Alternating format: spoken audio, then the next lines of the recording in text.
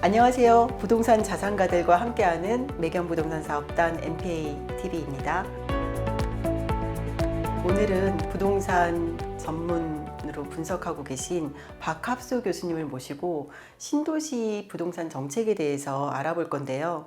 97년, 98년 IMF 외환위기 이후로 정말 많은 일들을 겪으면서 왔는데 요즘처럼 안개 속을 걷는 것 같은 이런 느낌으로 온 경우는 또 드문 것 같습니다. 이 분야의 최고 전문가라고 할 수 있는 박합수 교수님 모셨는데 3기 신도시와 도심지 공급 정책에 대해서 알아보도록 하겠습니다. 최근에 부동산 시장에 대한 관심들이 이렇게 뜨거웠던 적이 없는 것 같아요. 우리가 부동산 투자하면 특히나 주택 공급 정책하면 아파트 공급 정책으로 얘기를 하잖아요. 근데 가격을 가지고 논하는 곳들은 정말 많은 것 같아요. 가장 원론적인 부분에서 적정가를 논하기 전에 우리가 모두가 원하는 지역이 있을 거고, 또 특히나 이제 도심지 아파트 같은 경우는 가장 많이 원하는 부동산 재산이잖아요. 그런 것들에 대해서 공급이 제대로 되고 있는가, 어떻게 하면 좋을지에 대한 원론적인 얘기를 오늘 좀 해보려고 합니다. 앞으로 최소 10년 동안은 도심지로 더 집중이 될 거다라는 말씀을 주셨는데 그렇게 생각하신 이유가 있으실까요? 특히 서울을 먼저 이제 언급을 하게 되면 아파트 절대 공급 부족 시대에 들어 있어요. 서울에 우리가 주택 유형별 비율을 보게 되면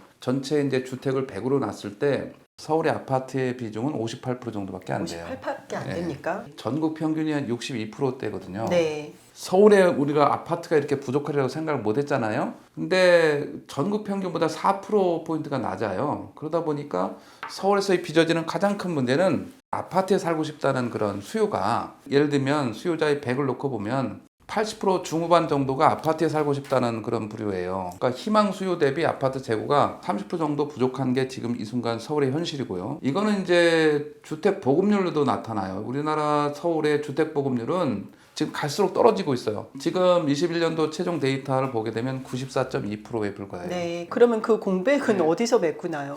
주택 보급률이라는 이 데이터를 산정할 때 좀 예외로 두는 그게 있어요. 준주택인 거죠. 가령 뭐 대표적으로 오피스텔 있잖아요. 오피스텔. 항시 주거라기보다는 네. 좀 임시 주거의 그런 개념도 좀 더 크지 않습니까? 이런 비중들이 시간이 갈수록 줄고 있다는 것은 그만큼 열악한 주거 환경이고 수급에서도 계속 부족한, 이게 가장 큰 문제입니다. 가령 서울에서 지난 10년간 아파트의 그런 공급 비중이 대략 연간 한 3.4만 가구 정도가 신규 입주. 여기서 최소한 1만 가구 이상이 더 나왔어야 돼, 평균적으로. 4만 가구 이상이 필요했던 거네요. 4, 5만 가구가 원래 네. 필요한 거예요. 솔직히 말씀드리면 그 4, 5만 가구가 네. 순수 중가량이 아니라 기존에 이제 서울의 그 주택 공급은 이제 재건축이나 재개발이잖아요. 네. 여기서 한 80%를 차지합니다. 그 4, 5만 가구에는 기존 주택의 멸실 부분까지 포함이 된 거예요. 그렇습니다. 네.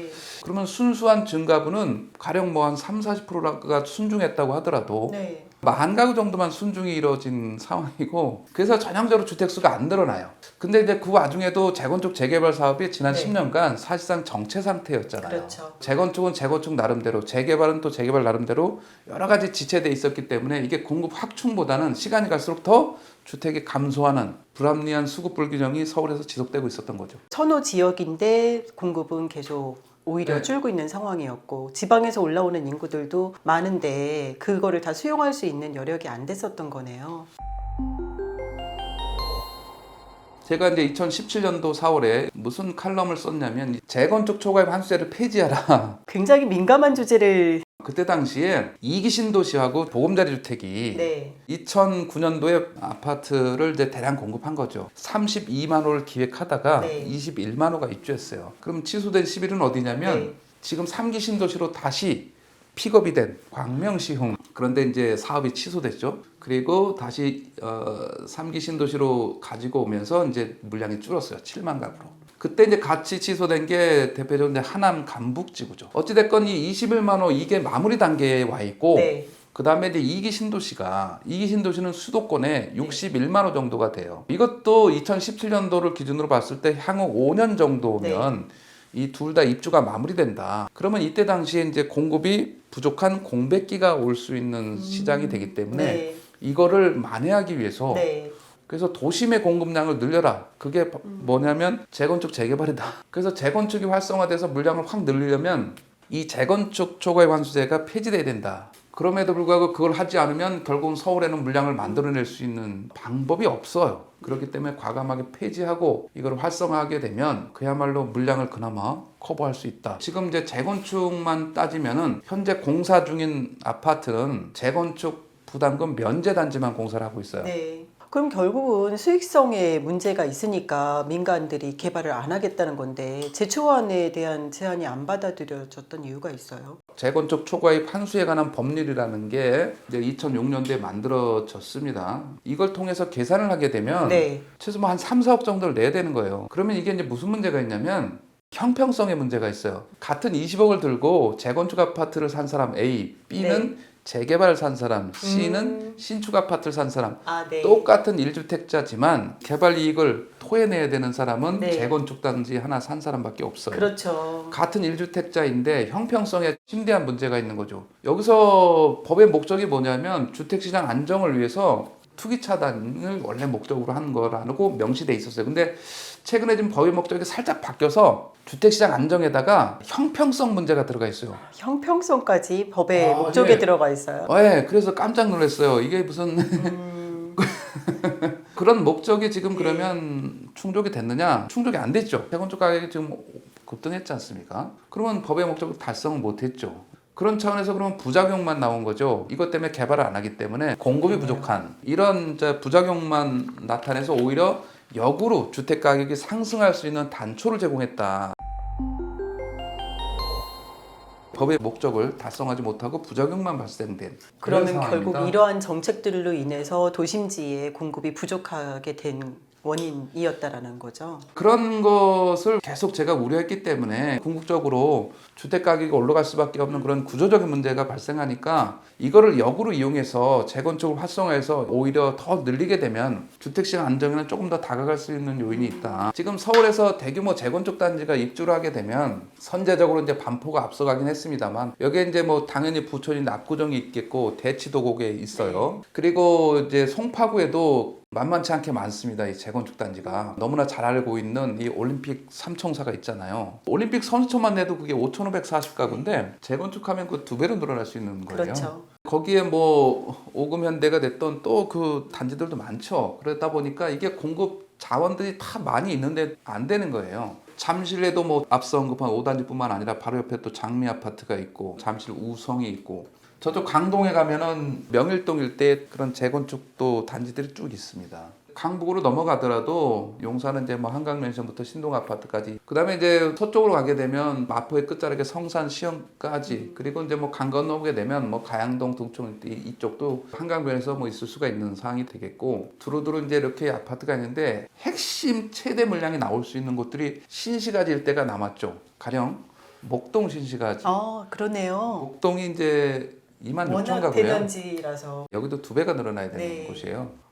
거기만 제대로 공급이 돼도 엄청난 거죠, 부동산 이게. 가격 안정화에 이거를 그때 다 묶어서 했었어야 안전진단부터 되네. 제가 재건축 초과 환수제부터 얘기했는데 그때 병행돼서 사업을 못하게 발을 묶은 게 첫 걸음마도 떼기 어렵게 만드는 게 안전진단 강화예요. 그게 2018년 3월 5일 날 구조 안전성의 비율을 당초 20%였던 비율을 50%로 올리게 돼요. 이 구조 안전성을 50% 올린다는 것은 안전진단을 통과를 못한다는 거의 뜻과 못한다고 못한다고 봐야죠. 봐야죠. 기존에 이제 안전진단 통과된 단지도 초과 환수제 때문에 못하고 안전진단도 시작도 못하고 시작도 못하고. 그러니까 양쪽을 다 묶어버린 거예요. 이게 이제 우리의 가장 치명적인 리스크로 지금 다가오고 있는 겁니다. 24, 25, 26, 27, 28까지 지금 물리적으로 방법이 없는데요. 그렇다고 그러면 재개발이 뭐 물건이 맞나요? 재개발도 말이죠. 지난 10년간 박원순 전 시장 시절에 이 정비구역으로 지정된 구역들을 절반 이상을 해제했어요. 그때는 물론 이제 이 경제 침체기에 있어서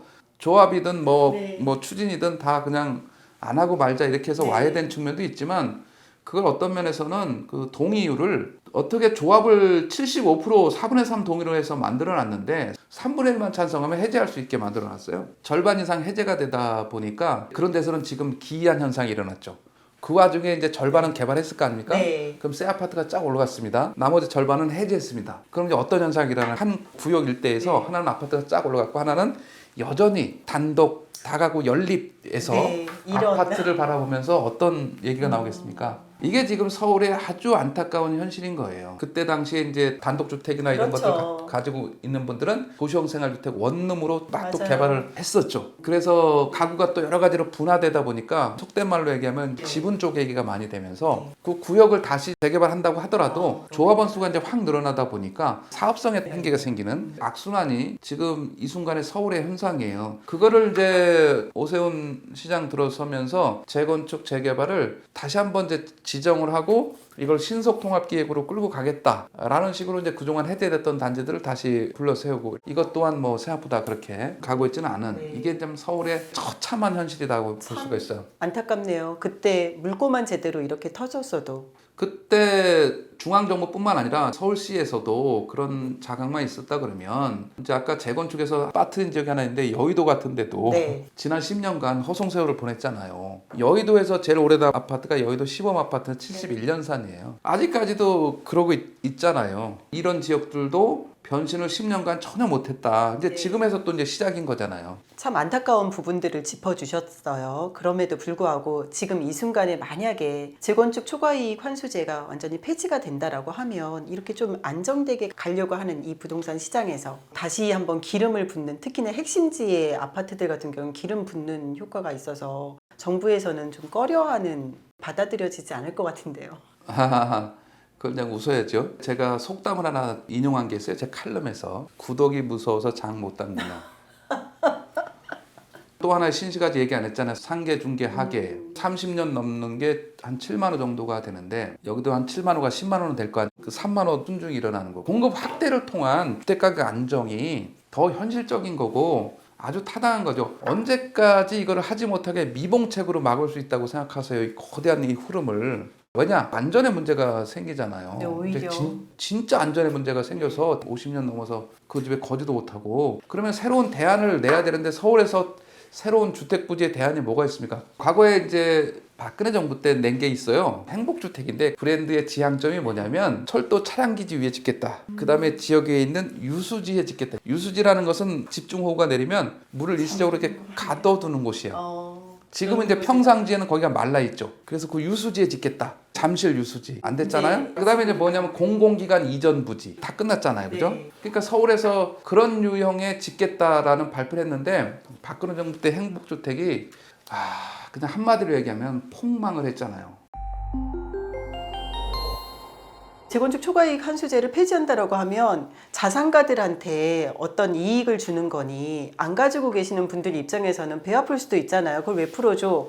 라고 할 수 있으니까 표를 의식하시는 정부에서는 못할 수도 있지 않을까라는 생각이 들어요. 근데 말씀하신 대로 긴 안목으로 정말 일관된 부동산 정책이 필요한 것 같기는 하네요. 2006년도에 이 법이 탄생한 것도 그때 당시 이제 가격이 급등하면서 네.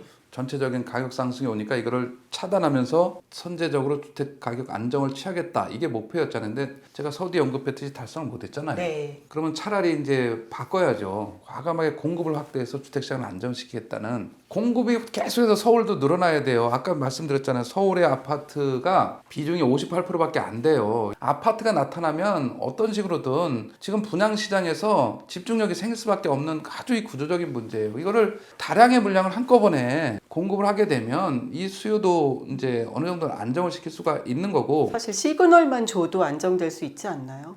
처음에는 그런 기대감이 있으니까 약간 네. 가격이 오를 수는 있을 수 있죠. 네. 그거를 무서우면 아무 사업도 못하고 계속 뭐 아파트를 30년, 40년, 50년 들고 갈 겁니까? 이제 이거 외에 병행해야 될 게 신도시잖아요. 3기 신도시를 좀 더 확충하게 되면 전방위적으로 이제 공급 물량을 확대해야 되고 지금 이제 정부에서 추진하는 1기 신도시의 재정비도 네. 이 세 가지가 같이 이제 병행해서 가야지 된다는 거죠. 궁극적으로는 이제 주택시장 안정을 이룰 수 있겠다. 내 집 마련을 좀 하고자 하는 분들한테 추천을 해주신다면 서울은 앞으로 10년간 전 지역이 다 개발을 해야 되는 지역이에요. 왜냐하면 지난 10년간 한 게 없기 때문에 지금부터 10년간은 이제는 개발밖에 할 게 없는 거예요. 서울의 연립 다세대 주택 비율이 30%예요. 30%. 이 연립 다세대도 재개발을 통해서 어느 정도는 아파트로 변신해야 되고 네. 노후된 것들은 이제 또 새 아파트로 바뀌어야 되고 지역을 이렇게 조금 더 구체화시키면 서울은 이제 한강이 흘러가잖아요. 그래서 이 한강변의 가치는 시간이 지날수록 더 부각될 수밖에 없는 그런 상황이에요. 뭐 근데 강남뿐만 아니라 강북에서도 한강변에 접해 있는 자리들은 네. 계속 가치가 부각될 수밖에 없는 그런 상황이고 제가 강조하는 것은 이렇게 한강이 W자로 흘러가면서 이렇게 라운드된 자리들 네. 나름대로는 조금 더 주목을 받을 만한 자리다. 그래서 강북에서 보게 되면 이제 그 자리가 용산이고 성수부터 이제 자양동 일대 남쪽에서 보면 압구정이 되는 겁니다. 이 한강변에 있는 단지들은 제일 주목을 받아야 될 그런 자리들. 결국은 한강변에서의 가치가 여태까지 한강 조망권 해왔지만 본격적으로 가동된 거는 반포에서 일부분이 없어요. 네. 자, 이런 식으로 한강변의 가치가 지난 10년간 못했기 때문에 앞으로의 10년은 한강변 시대가 도래하는 이 분야에 대한 관심은 지속적으로 자, 이제 한강변을 떠나서 대규모로 있는 지역 중에 꼭 꼽아야 되는 것은 대치도곡을 꼽지 않으면 안 되죠. 여기도 하나의 또 부촌의 계보를 이어가는 거니까. 물론 이제 우성, 선경, 미도가 됐던 개포에서 아직 미개발된 재건축 단지는 5단지하고 6, 7단지는 이제 통합이니까 약간 이제 서쪽으로 가면 개포, 경남, 현대 이쪽이 있어요. 아직 남아 있네요. 아, 그렇죠. 네. 그리고 이제 타워팰리스의 서쪽으로 가게 되면 개포 우성이 있다든가 아니면 개포 한신이나 이런 아파트 조금 있어. 이런 데들도 이 대치도구에서 집중 개발될 것인데 전국구 아파트인 음마 아파트가 있잖아요. 네.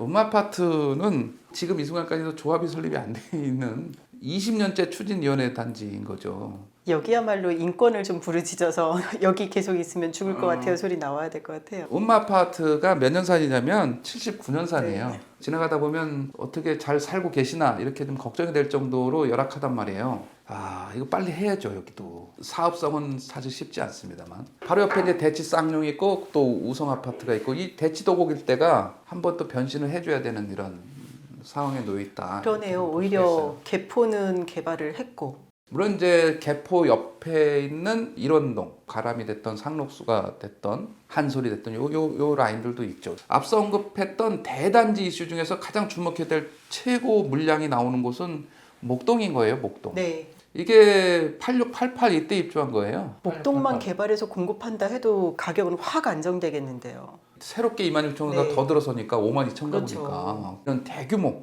지역들이 빨리 변신을 해서 공급을 확대하면 충분히 의미가 있고 그다음에 이제 재개발 구역도 이제 절반 이상 해제됐다 그랬잖아요. 네. 온전히 남아 있는 곳이 생각보다 많지 않아요. 이제 대장주라고 할 수 있는 게 있잖아요. 한남 뉴타운. 네. 여기도 이제 1구역은 해제됐지만 2, 3, 4, 5 12,000가구 정도 돼요. 여기가 이제 제일 주목을 하고 있는 곳들이잖아요. 근데 여기도 입주가 이제 2030년이에요. 그다음에 이제 올고지 남은 게 노량진 뉴타운 1에서 8지구까지 여기가 이제 9,100가구 규모로 나와야 되는 그런 곳이죠. 그다음에 김포항 앞에 있는 방화 뉴타운이라든가 네. 여기도 일정 부분 또 해제가 됐긴 했지만 관심들은 쭉 가져야 되겠고 그리고 제가 뭐 어디 가서나 얘기하는 건데 아파트하고 연립 다세대 이렇게 섞여 있는 지역 중에서 개발 기대감이 큰 곳은 이제 다세대 밀집 지역이 있잖아요. 자양동 일대라든가 화곡동 일대라든가 중화동이라든가 이 중랑구 일대가 그 중에 이제 굳이 꼽으라고 하면 이 중랑천변에 있는 동부간선도로변에 있는 중화 뉴타운 한때 이 라인에 있는 지역들을 저는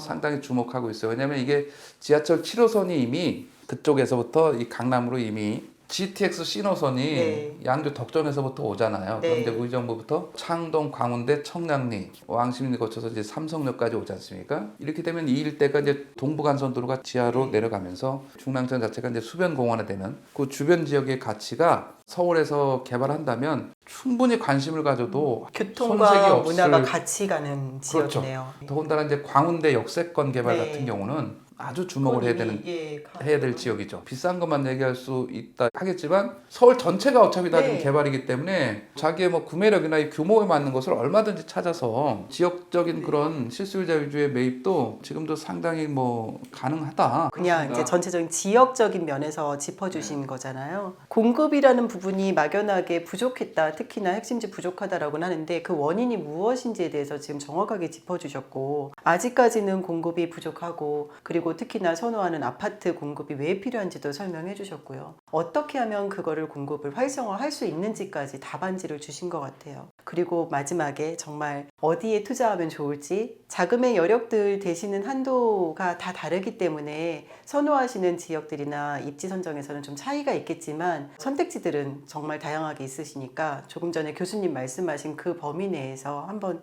살펴보시면 또 금리 추이에 따라서 움직이시면 내 집 마련의 기회가 올 것 같습니다. 교수님 오늘 공급 측면에서 짚어주셨는데 정책 입안자들께서 입안하실 때 교수님의 이런 의견을 정말 잘 검토를 해주시기를, 이번엔 좀 귀 기울여서 들어봐 주시기를 바라겠습니다. 교수님 다음 시간에는 그럼 3기 신도시 가시고 네. 다시 한번 의견 나눠볼까요? 네, 감사합니다. 감사합니다.